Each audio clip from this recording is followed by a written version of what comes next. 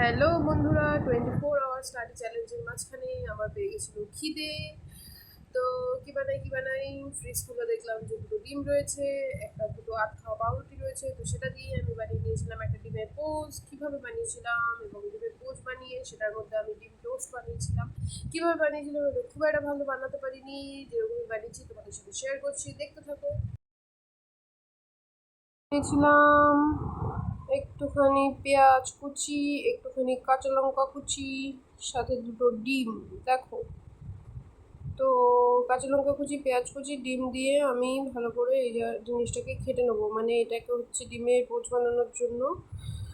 তো আমি জানি না কে কে এরকমটা করো, ডিমের পোচ বানানোর আগে জেনারেলি আমি ওই একটুখানি লবণ দিয়ে পেঁয়াজগুলোকে কচলিয়ে নিই, এতে করে পেঁয়াজের মধ্যে লবণ ঢোকে ডিম, মানে ডিম পোচটা খেতে টেস্টি হয়।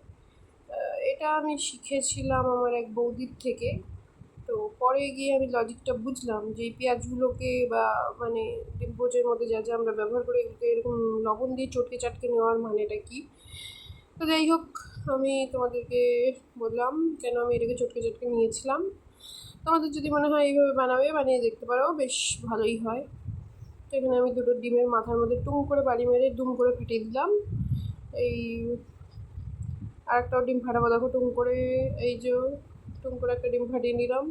দুটো ডিম ফাটিয়ে এবার এটাকে আচ্ছা করে আমি একটা চামচ দিয়ে দুমাদুম করে ফেটিয়ে নেবো ডিমটাকে। এরপরে আমি যেটা করব সেটা হচ্ছে, দেখতে থাকো, অনেক কিছু বাকি আছে এখানে।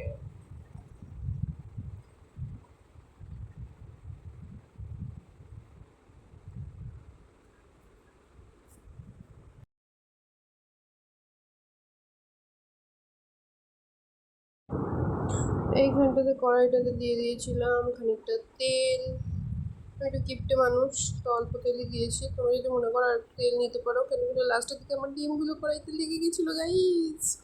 এরপরে আমি ঢেলে দেবো ডিমটা, দেখো ওই চটকে চটকে রাখা ডিমটা এবার ঢেলে। এটা বেসিক্যালি না ডিম টোস্ট, মানে এই ধরনের জিনিসগুলো ওই যে ফ্রাই প্যানগুলো হয় না, ওটার মধ্যে করলে বেস্ট হয়। বাট কী বলি, আমার মাটা বাড়ি ছিল না, আমি কিছু ছেলের মতো খুঁজেও পাচ্ছিলাম না। এখন আমার রান্নাঘরের দখলে আমার মা, তো আমি সাথে কিছু খুঁজে পাচ্ছিলাম না। তো এইভাবেই চটকে চটকে বানিয়ে নিয়েছিলাম একটা ডিম টোস্ট। তারপরে এই দেখো এখানটাতে আমি সুন্দর করে একটু সাজিয়ে নিয়েছিলাম। তো এই ছিল আজকে আমার ডিমের পোচ আর ডিম টোস্ট, তোমরা যেটাই বলবি সেটাই। জানিও কেমন লাগলো আমার ভিডিওটা আজকে।